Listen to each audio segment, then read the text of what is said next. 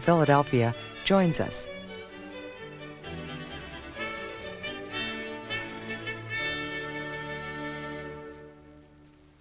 Washington Journal continues.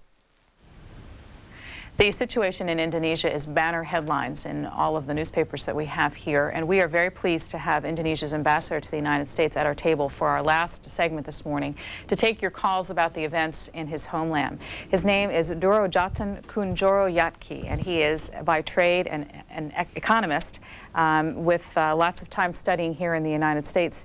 And you have been in the role of ambassador for your country in the U.S. for how long? 2 months. Very busy 2 months. Yes, you're right. What can you tell us about the events since the headlines with the resignation of President Soeharto? What's been happening? One of the most important, I guess, that we have to understand is that despite the turbulence of the last 3 months, and in particular of the last 2 weeks, we had been able to avoid physical clash between the students, the military, the chief opposition group, the major opposition group, and so on. And I think this probably indicate that so many in Indonesia realize that unless we try to really come to an agreement, a consensus, the usual tradition in Indonesia, then you will have a very uncontrollable situation later on. What do you mean when you say there's been a clash avoided? The press reports say as many as 500 people have died. Well, it was because of accidents in the supermarkets, malls, and so on, because during the looting, I believe a lot of them were trapped inside these buildings.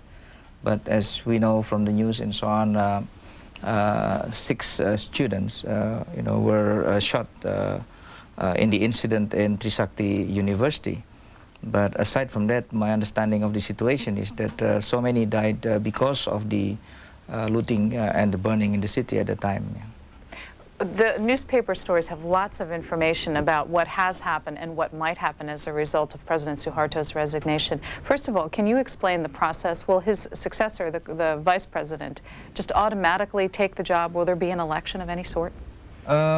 The situation indicates, as I see it, really the willingness of so many to adjust to the constitutional procedure in Indonesia, one of which is the alternative of the president resigning, and of course, then the process to appoint the vice president as a president, that what happened yesterday. So that is one alternative, and I think this is taken by all as an indication that the start of political reform has begun. But of course, knowing so many actors involved in Indonesia, please understand this is a country of 203 million. And in the process, we have about 2 million university students involved all over the campuses in the country. And not to mention probably high school students who also are participating. Yeah. So for me, that the whole situation start with the use of the constitutional procedure, I think it's a good start. The ambassador is going to take your telephone questions, and we'll put the C-SPAN phone number on the screen throughout his time with us here if you have a question or a comment about all of the news stories that we here in the United States have been seeing over the past several weeks. What do you think is the importance for most Americans in reading this? What's the relationship between our two countries? Most important, I believe, and this is the statistics somewhat misleading. United States is by far the #1 investor in Indonesia, not Japan. If you exclude investment in energy, then Japan is #1. But and if you include energy, United States is #1. And please don't forget that we about a decade ago started the introduction of the stock exchange in Jakarta, and I believe that the portfolio investment draw a lot of interest from United States, from institutional investors, and also the participation of banks. Even so, Japan is #1, Europe probably the European banks #2, but United States is #3 and growing in importance. And one that we should always remember is that the exploration for oil and gas mostly done by American companies, and the latest finding of 2 huge world-scale gas fields in the South China Sea and off the Bird's Head in Irian Jaya, done by these American corporations. So Indonesia now is the #1 producer and exporter of liquid natural gas because of this expertise that we got from United States companies. We have some statistics that the embassy has provided us so you can get some sense of the country. The economy here through numbers they provided to us, the GDP about $200 billion, per capita income $3,705, and the U.S.-Indonesian trade exceeded $11 billion in what time frame, last year? Yes, you're right. Next, first call for the ambassador is from New Albany, Mississippi. You're on the air. Good morning.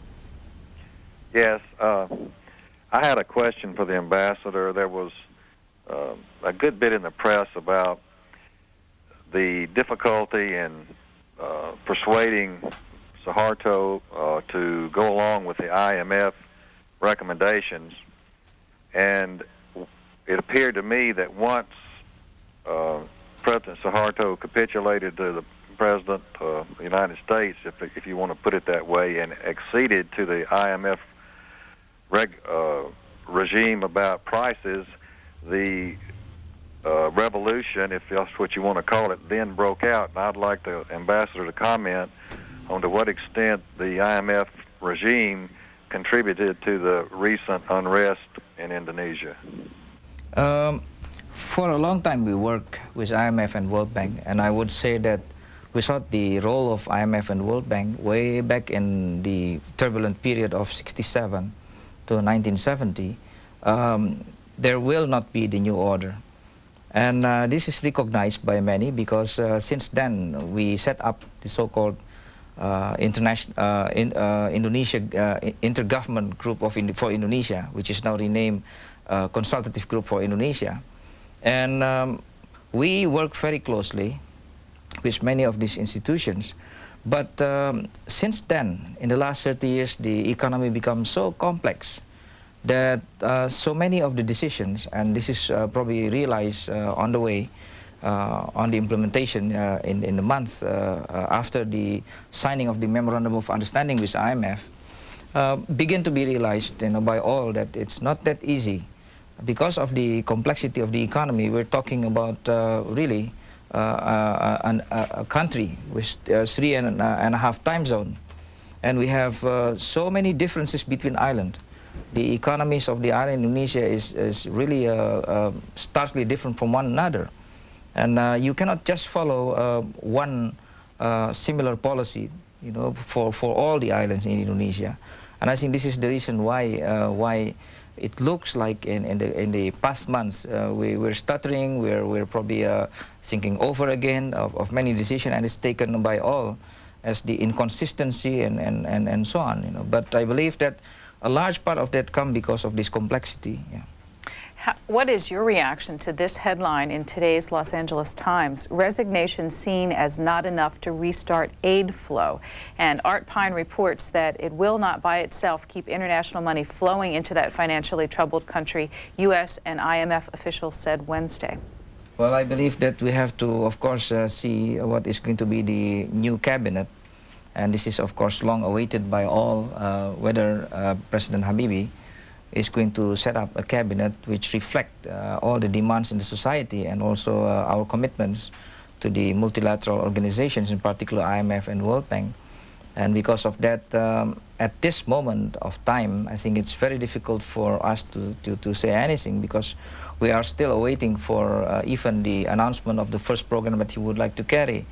I think in the coming days, I hope probably in the coming weeks, everything will be clearer by then, whether we will really be able to sustain a lot of the commitments done by international organization, and then what will be then the negotiation that we have to do in the next weeks. For Ambassador Dorodjatun, next, Beaumont, Texas. Yes, I would like to ask the ambassador a question. Does he believe it's true that foreign banks pulled the rug out from under Southeast Asian currencies that started this economic chaos over there? And this was shortly after the Gingrich capital gains tax cut? Yes, the whole thing was started by this currency crisis. It, of course, began in Thailand with the drop of the value of baht following for about 1 year of economic problems on their side. But immediately, I think so many traders in the world market begin to test the waters of the other economies, because we do have similar structures in the region. Really over-ambitious program by the private sector, the use of more and more short-term debt. And I think this caused a lot of jitter in the market when the test suddenly produce some of the long-awaited facts that indeed that many of the currencies in the region were at that time overvalued. And then we began to see, following the Thai crisis, currency crisis, in the Philippines, in South Korea, actually Indonesia come much late. By, I think, around end of August, we feel that we cannot hold the line anymore, because so much of our reserve have to be put on the forward position. And with only 4 months equal to imports of our reserve, there is no way for Indonesia at that time just to abandon the fixed exchange rate and then we start floating. And that is when the situation began to really develop more problems in the economy, as I see it. Next question for the ambassador is from New York City. Good morning. Good morning. Thank you for this opportunity to question the ambassador. I've lived in and out of Indonesia for a number of years, and of course everyone knows that part of the biggest cause of anger for the Indonesian people is the outrageous amount of ownership of major industry, the toll roads, the national car, that has been taken by the president's family. Practically every major hotel you visit in Bali, you're told this is owned by the president's daughter, this is owned by the president's son. How in the world is Indonesia going to extricate the first family from their ownership of all of the major industries in Indonesia? And if you talk, forgive me, if you talk about the economy of Indonesia, forgive me, but talking about the inability to implement the IMF by talking about the cultural differences of the islands is verging on the nonsensical, because the problems are huge problems of corporate ownership, not issues of if one island grows rice and someone else grows kava. Thank you very much. Yeah, since the 50s, I think a lot of the Indonesian, have to really begin building institutions, and this is the problem in an elitist society like Indonesia. Once we get out from an economy which was very much dominated by Dutch monopolies at that time, we have to use the state corporations under Indonesian socialism. And when we began the journey in 1967 to open our market and get out from socialism, we were one among the first in the world really to do that. The difficulties, of course, is to find who is going to be able to take over. And of course, the 200-odd conglomerates that we have now began their journey at that time when we transfer a lot of state asset and also a lot of what we were doing in the economy to many of these companies. Later on, I think this spread out to what you mentioned. We do have a lot of problem of nepotism and so on in the economy, and it spread out through the bureaucracy, as we usually see in the case of developing country, a developing economy. Now, how to get out from this? Actually, the introduction of the stock exchange in Jakarta several years ago had been used by many of these companies to modernize itself, to start the journey, which is going to be difficult, to open public corporations like what we find in the United States. When we know very well from your own experience, and I think in many other Western economies, that the process of changing from close family-owned corporations to a much more open structure is going to take decades. But I'm glad to say that actually in the last 10-15 years we already begin to see this. And the recognition of APEC, of WTO, is so deep in Indonesia that everybody I know in Jakarta at that time was starting how to really embark upon this corporate reform, as I see it, much preceding the demand for the political and economic reform we are now feeling in our society. Most economists have a central philosophy from which they view the world. What's yours? I think market is something that we have to heed. there is no way for us with this information society around us, but to really heed the calls of what is, we call the market. And that means prices of all sorts, interest rate, exchange rate, rent. We cannot really leave that behind now. Informations are available almost minute through computers and so on. We live elbow to elbow, and I believe that this is what Indonesia have to continue. I believe that our commitment in APEC and AFTA and WTO will still be with the government for a long time to come. What is the Indonesian currency called? Rupiah. And yes. what has happened to its valuation versus the dollar in recent years? Unbelievable. We started with about 2,500 rupiah to a dollar. And after the baht turbulence, we went down to something like about 3,000. And then we went as far as one time about 16,000. And I think in the last 3 days, more or less it hovered at around 12 to 13,000. But you realize that it's almost like 70% of depreciation in our currency. And nobody can do business in such situation because interest rate jumped to a very high level at the moment. What is it? About something like 50%. 50%? Yeah. And what do you think will help it be controlled? Well, first, I think we really have to, again, like what I explained earlier, we have to work very closely with the multilateral organization. And the second one is, of course, trying to discuss with our private creditors, because actually many of the problem came out from the over-ambitious projects of the private sector. And we are talking about how to reschedule, roll over, restructure of probably around 50 or 60 billion US dollars. And that was done, the first discussion was done in New York, the second one in Tokyo, and we are heading, I believe, toward the end of the month in Frankfurt. And we hope with this two type of approach, and if the political situation reach an equilibrium somewhere, I don't know, it's very difficult to guess at this moment, then we hope very well that at that time money will start coming back to Indonesia. The reason is because we need a lot of this capital inflow. Next call is from Long Island. Good morning, Long Island. You're on the air. Long Island, go ahead, please. Good morning.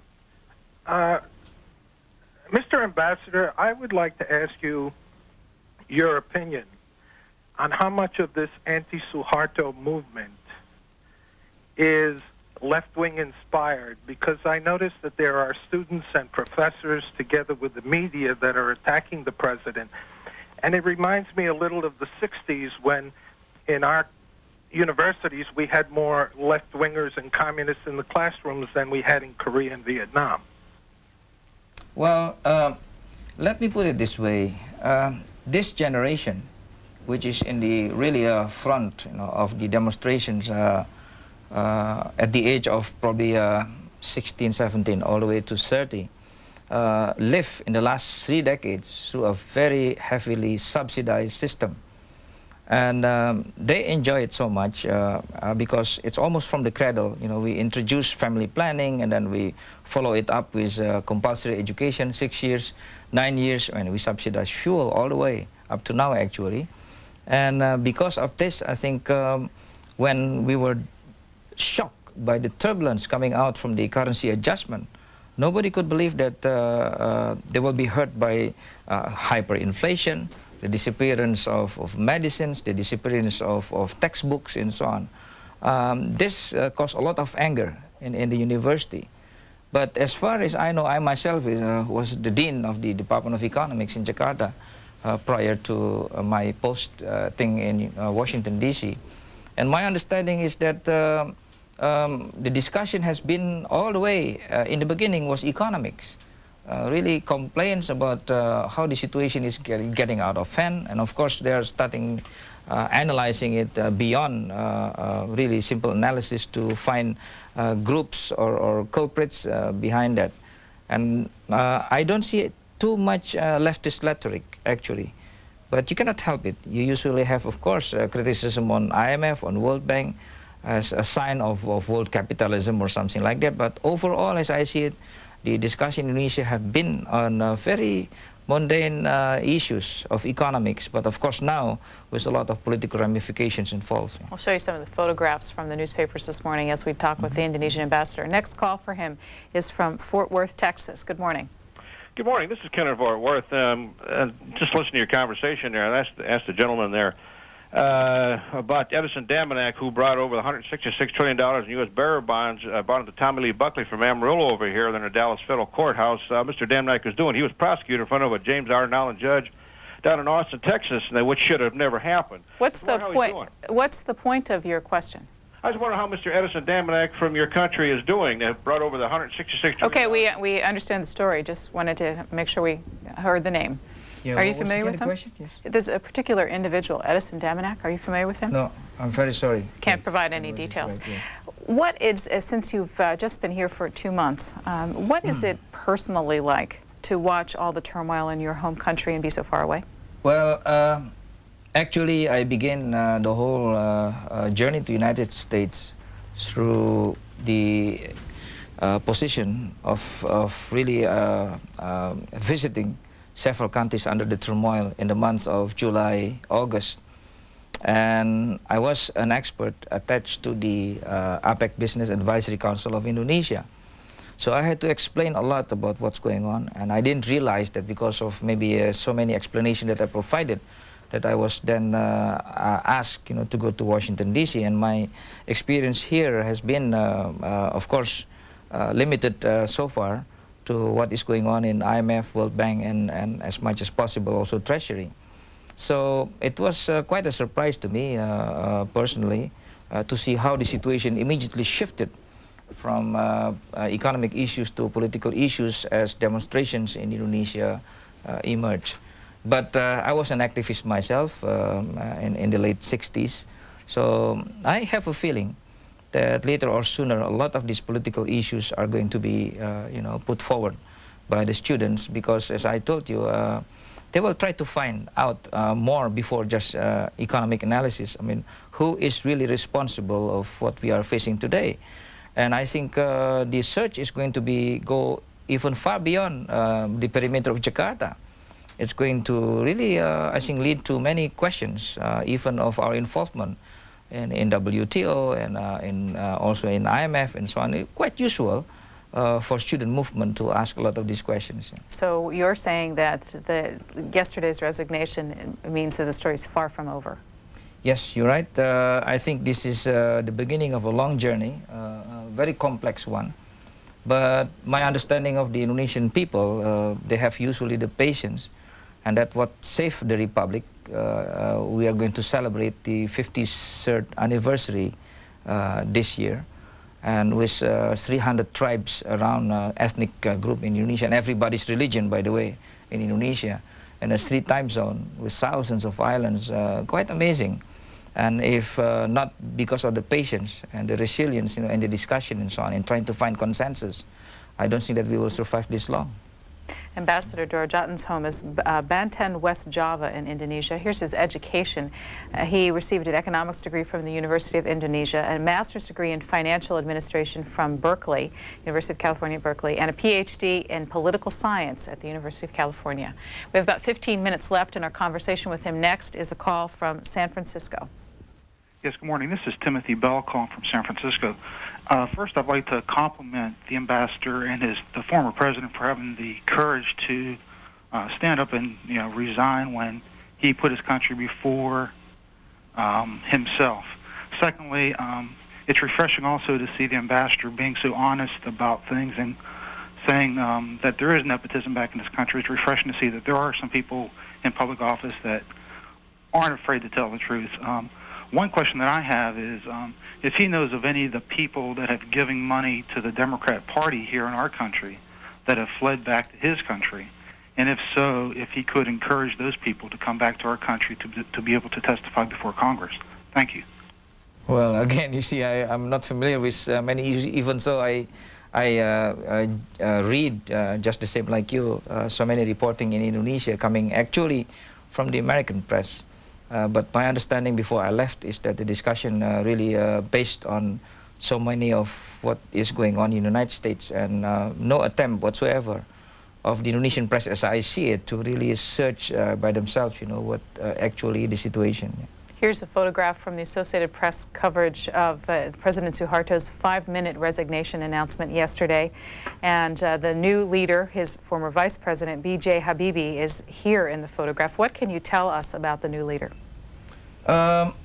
He's an engineer in background, and I think since the early 70s, because of his knowledge of so many industries that President Soeharto, in particular the government, would like actually at that time to start.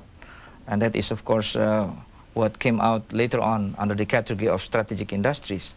Then he came to play a very big role, increasingly, as Indonesia tried to harness also the development of technology in the world.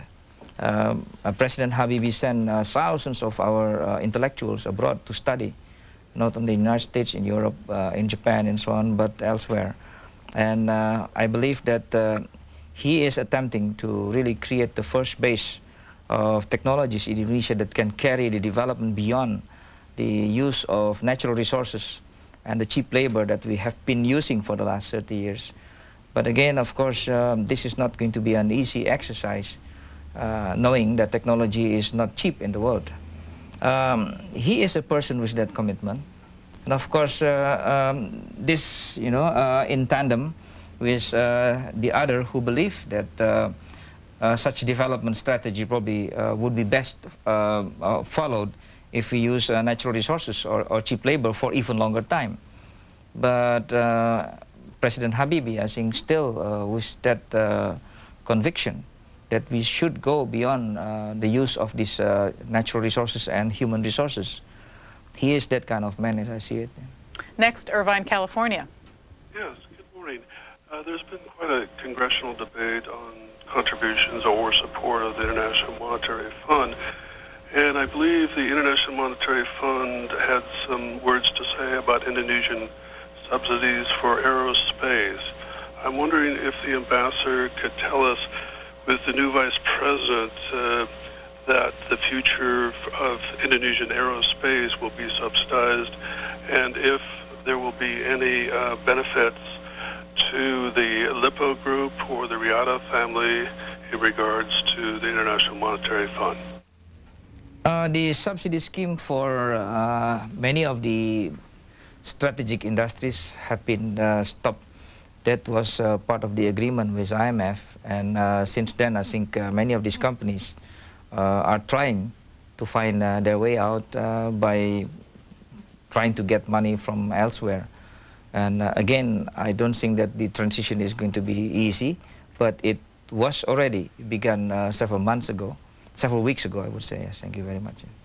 Next, Carterville, Illinois, for the ambassador. Yes, recently Mr. Clinton and Mr. Gore declared an area in the state of Utah a national park, and under this park sits the largest reserve of low-sulfur coal in the world besides the one in Indonesia. Does President Suharto, his family, or Mr. Riata or the Lippo Group own this coal reserve in Indonesia? Thank you. Again, I don't know about the structure of the ownership in the coal industry, but like anything, in the energy field, whether it's coal, gas, or oil, basically a lot of investors from outside has to work alongside what we call the production sharing agreement. So eventually it will come to really negotiation, and quite tough for some issues because of the intricacies involved as we learn more and more from experience how to deal with this issue of exploitation of natural resources. But again, I'm very sorry I cannot answer right off, about the structure of the ownership of the who's who in the investment group and so on. Indonesia is the world's 4th most populous nation. You said the population is over 200 million 203 people? million. And how many islands altogether? About something like 17,000. Only maybe about 4,000 have names. That means that 4,000 inhabited, the rest is probably just empty and maybe just coral reefs and so on. But we have the longest coastline in the world. I would say probably number 2 after Canada. But if we exclude the North Pole, on the Canadian side, then we're number 1, actually. We have a breakdown of the employment of the Indonesian population, which we'll show you on the screen. About 55% are involved with production related to agriculture, forestry, and fisheries. Industry is 25%, service-related industry is 16%. And it says that the country has about 2.3 million new workers each year. Where are they coming from? Mostly from the island of Java. The most populated area of Indonesia is on the western part, Java, then Sumatra. And as you move to the eastern part of Indonesia, these are where we are talking about long distances in nautical miles. And we have really sparsely populated areas, but very rich in natural resources.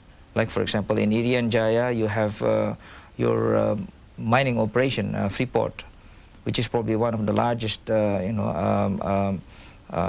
copper and gold mine in the world. And we also have nickel, and we have exploration for gas now over there.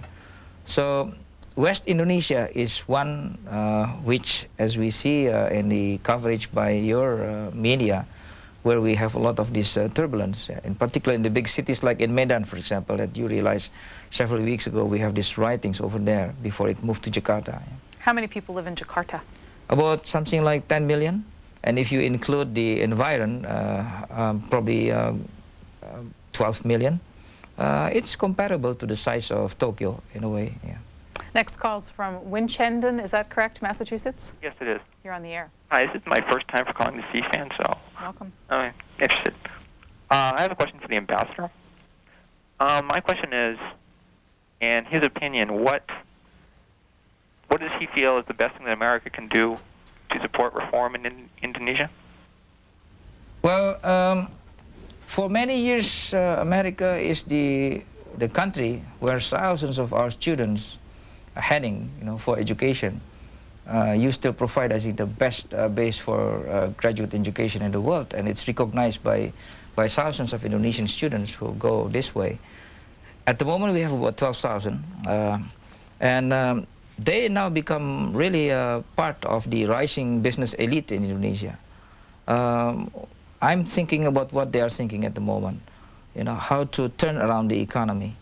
And this will call for a lot of expertise, not only at the macro level. We have quite a good number of economists working on that. But most seriously, as I see it, is how to work at the micro level.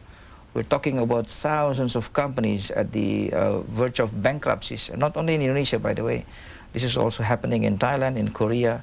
We are facing increasing unemployment and so on. And a lot of this problem were faced in the United States. I still remember how much of your MBA literature in 1980s were inundated with issues like corporate engineering, downsizing, focusing, and so on. And I think that this is what will have to be done in the coming months of Indonesia. Again, that's the reason why I feel that part of the solution to Indonesia in the coming months is how we approach the private creditor in the world.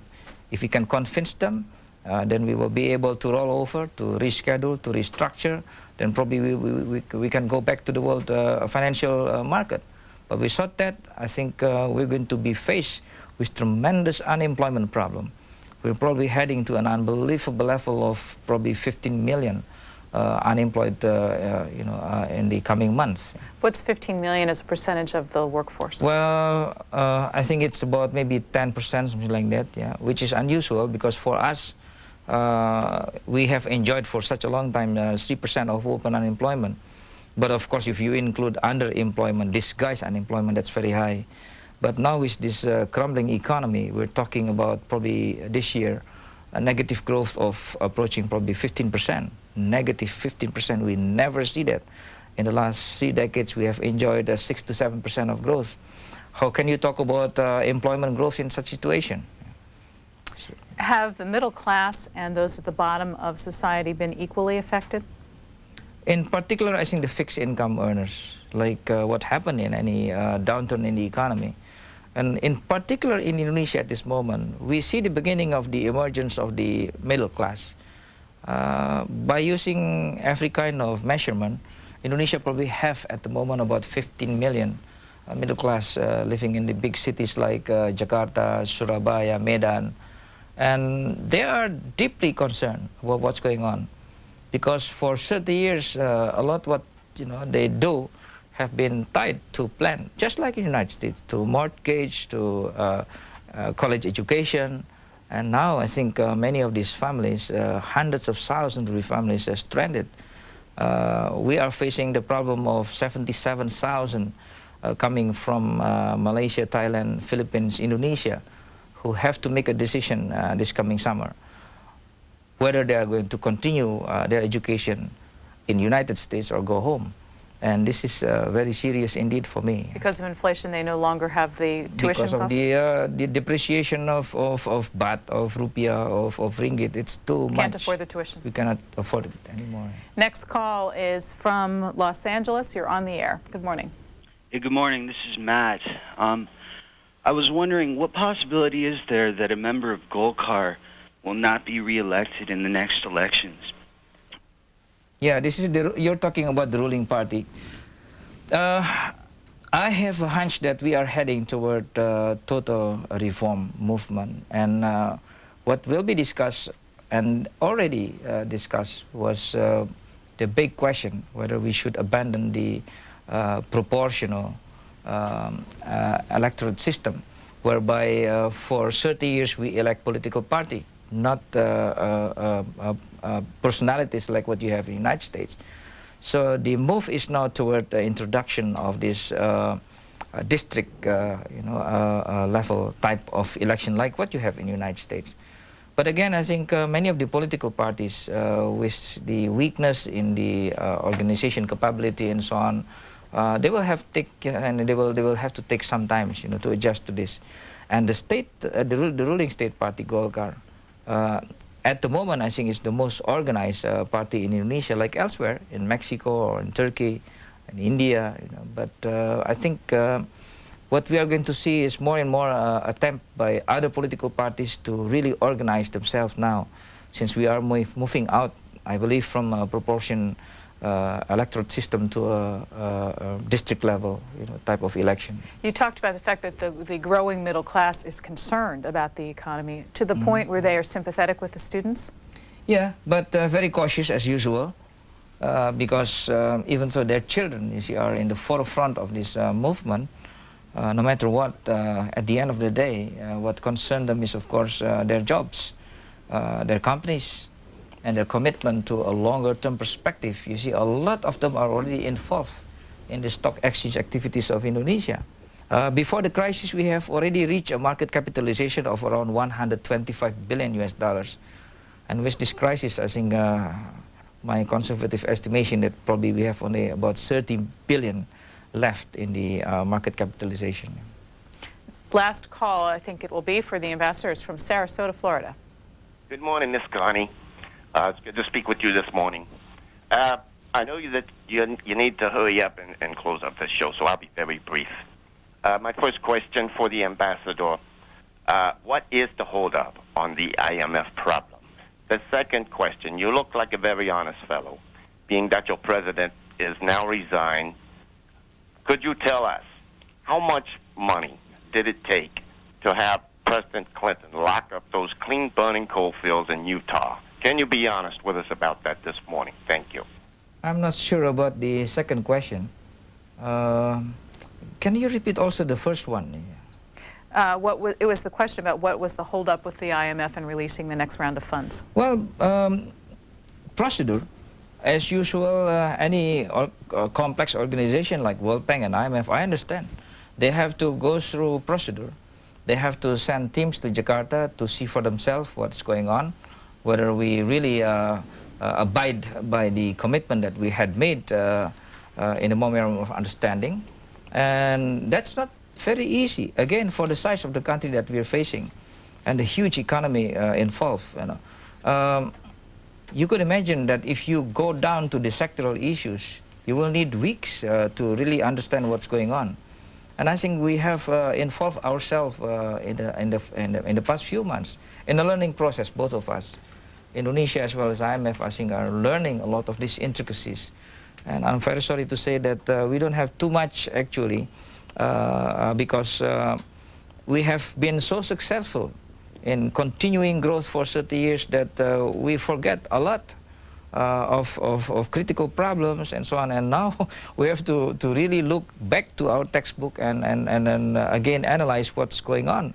I think this is the situation, so I really sympathize with IMF why it takes sometimes, you know, that hard decision on their side to probably wait for weeks or months sometimes, yeah, for the decision to be made. Yeah. Mr. Ambassador, thank you very much for being here this morning. Thank you. Appreciate it. Indonesian Ambassador Dorodjatun Kuntjoro-Jakti, who has been in the position of ambassador from Indonesia to the United States for just 2 months, here on This Morning after President Soeharto resigned after 32 years leading his country. We have lots more international discussion ahead over the next couple days in this busy week of world news. Tomorrow, we'll have an international roundtable during the program with journalists from China, Indonesia, India, and Pakistan. And then on Saturday, we'll have Joe Carroll here from the Irish Times about the election, the referendum in that country on the peace process. Thanks for being with us here today on this Thursday, May 21st. You have a good day.